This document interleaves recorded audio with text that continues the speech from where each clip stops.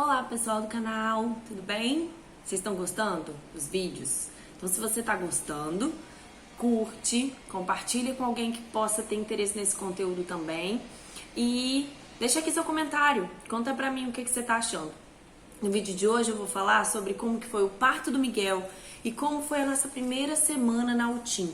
A gente passou realmente uma semana com ele internado para fazer vários exames. Então eu vou contar aqui como que foi tudo isso, falar um pouquinho sobre essa parte de investigação e de conhecimento desse bebê que já vem sendo investigado desde que está na barriga, né? Mas que precisa de todo um cuidado assim que nasce, para a gente garantir que tudo saia da melhor maneira para ele. Então vamos lá, parto do Miguel. O parto do Miguel, como eu falei, foi uma cesárea, foi agendada para uma sexta-feira para a gente ter a certeza de que todos os profissionais mais importantes para mim, obstetra, estariam presentes.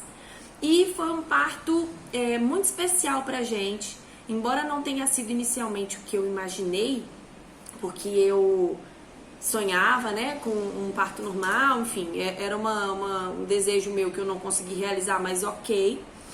A gente quis que tudo fosse o mais próximo do que a gente tinha imaginado para esse momento. Então, eu fiz a minha playlist de parto, eu contratei, sim, uma fotógrafa, porque apesar até de eu ter, enfim,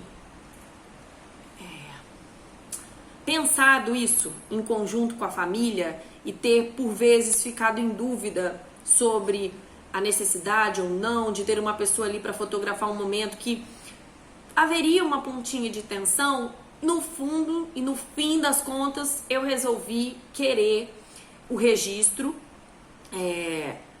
com todos os desafios que o Miguel estava chegando pra gente. Era o nosso filho mais esperado e amado do mundo e foi ótimo, as nossas fotos de parto ficaram lindas e eu registrei a cara de tensão do meu pai, que é médico anestesista, estava na sala. E foi muito legal, assim, apesar de ele foi uma pessoa que ficou, minha filha, mas será que precisa? Todo mundo tem uma máquina boa hoje em dia, a gente tira foto. Mas eu não teria os registros e eu agradeço aqui a minha fotógrafa da vida materna, que é a Ana Clara Fonseca. Eu agradeço muito a ela por todos os registros que ela fez, por ter levantado muito o astral, inclusive. Contratei uma fotógrafa maravilhosa, ela tem uma aura rosada, iluminada, e ela levou muita luz também para o dia do nosso parto. Enfim, foi um parto delicioso, que teve tensão, adrenalina, emoção demais, e aí o Miguel nasceu muito bem. Graças a Deus ele nasceu forte, nasceu com um apigar top, e aí ficou comigo, né? A gente teve aquele momento junto ali e logo ele foi levado para fazer os primeiros exames.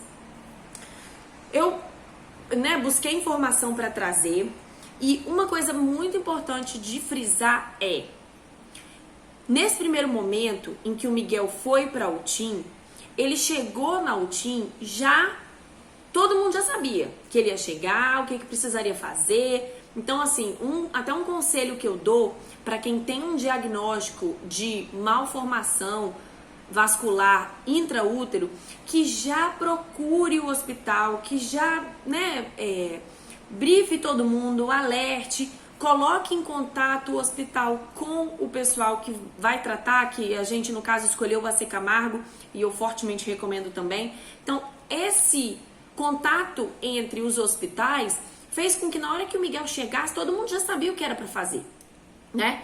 Então, a equipe de São Paulo já tinha determinado quais exames precisariam ser feitos para mapear realmente a saúde do Miguel naquele momento e só então definir o momento em que ele iria para casa junto com a gente. Então, no dia 27 de julho de 2018, ele nasceu. E o que a gente precisou fazer, né?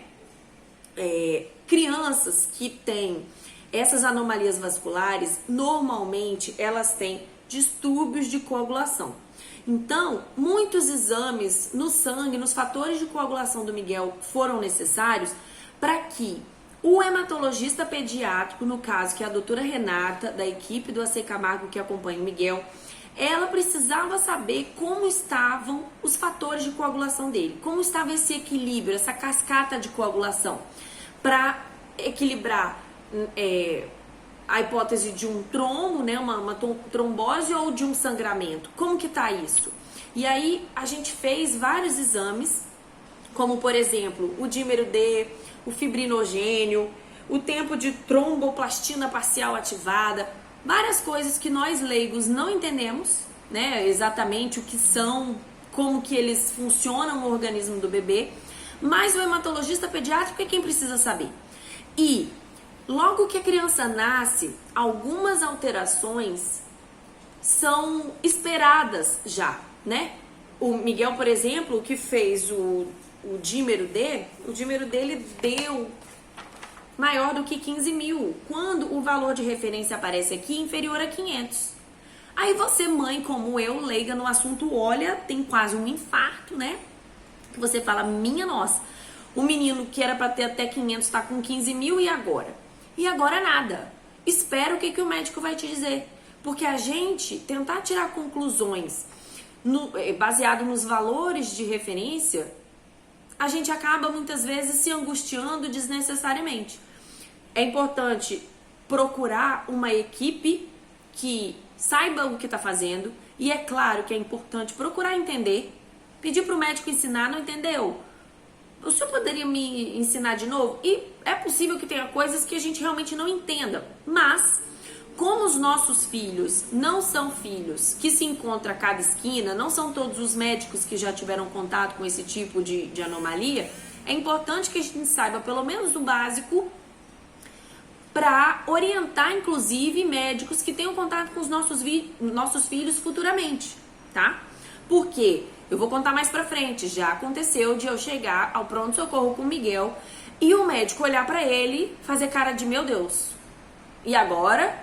Não saber exatamente como proceder, e a gente precisa dar uma luz, assim, dar uma orientada em alguns profissionais de saúde também quando se trata dos nossos filhos. Então, voltando. Miguel fez exames como dímero D, como fibrinogênio, que eu vou aqui embaixo na descrição do vídeo colocar brevemente uma explicação do que é cada coisa. Mas o mais importante para esse vídeo que eu quero transparecer é o período logo após o nascimento, para um bebê como o Miguel, foi extremamente importante para a gente avaliar ele antes de ele ir para casa em segurança. Além dos exames de sangue que a gente fez para controlar toda essa parte hematológica, a gente também fez ultrassons e uma angiorressonância. A ressonância, ela só pode ser feita com um bebê bem paradinho.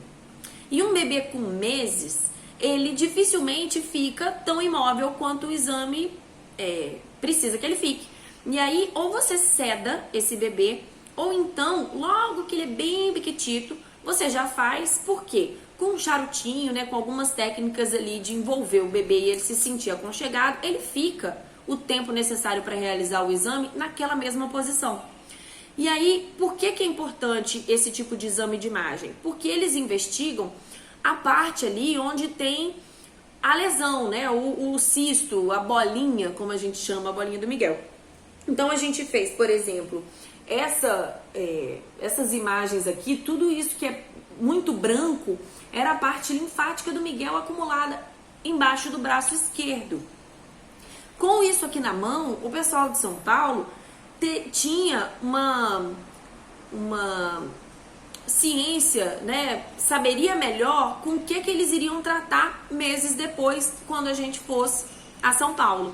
Então, os exames preliminares foram muito importantes para a gente já começar a traçar as estratégias para o tratamento do Miguel. E aí, com tudo isso em mãos, com o exame de um hematologista e também de um vascular, né? A gente conseguiu, depois de uma semana, levar o Miguel para casa tranquilos. A gente precisou depois fazer outros exames complementares, né? Porque o recém-nascido tem taxas esperadas. Um mês depois, muita coisa pode ter mudado. E foi como a gente fez. Nesse período em que a gente ficou na UTIM, de uma semana, o Miguel não precisou de nenhuma medicação diferente do que todas as crianças tomam. Assim, ele não precisou fazer uso de antibióticos, não fez nada, exceto ficar na incubadora não, na caminha dele lá na UTI.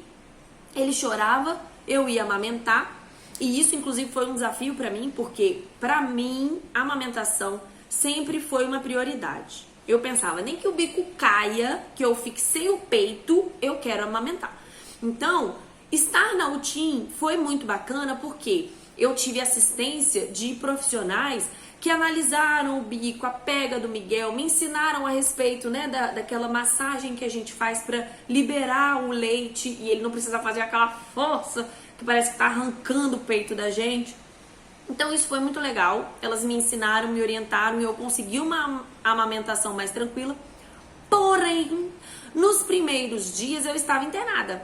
Então eu simplesmente ia até o quarto, eles até me chamavam, ó, Miguel acordou. Eu ia até o UTIM, amamentava, ficava com ele e tudo mais, depois voltava e descansava. Quando eu recebi alta, que eu fui pra casa, primeira noite, porque me disseram, só uma noitezinha, né, do leite que não é seu, não tem problema. Ok, fui pra casa e descansei.